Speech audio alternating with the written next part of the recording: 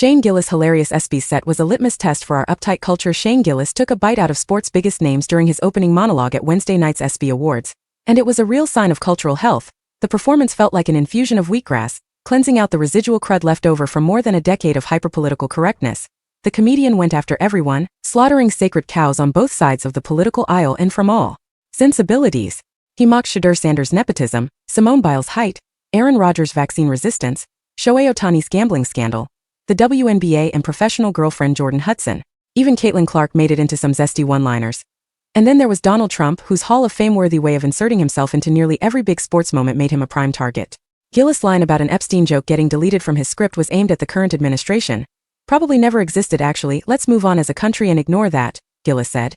Right out of the gate, the comedian made clear that there would be no genuflecting when he name-dropped one of the most insufferable athletes of our time. Megan Rapinoe could not make it tonight, he said before adding, nice.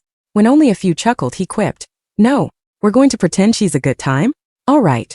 This night of irreverence felt especially poignant because the sports world, judging from its stony-faced reactions, seems to have not made it through our country's so-called vibe shift without serious pitas. As Gillis dropped gem after gem, the audience offered restrained feedback, lest they were caught giggling at anyone's expense, and for the viewers at home, it was also a litmus test. If you were offended by the jokes about the WNBA or Trump, perhaps you're too entrenched in your chosen echo chamber.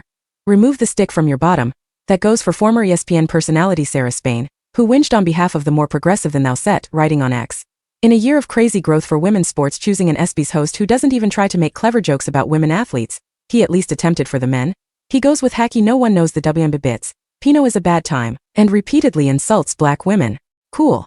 A piece in New York Magazine's The Cut read, who let Shane Gillis talk about the WNBA? As if it's a precious entity that should be bubble-wrapped. Admittedly, I'm a massive fan of most anything Gillis does. The Pennsylvania native is wildly funny because of his relatability and everyman humor. There's a lightness to his barbs. He is laughing along with you and critiquing himself in real time. He even kept a running commentary about the finicky reception.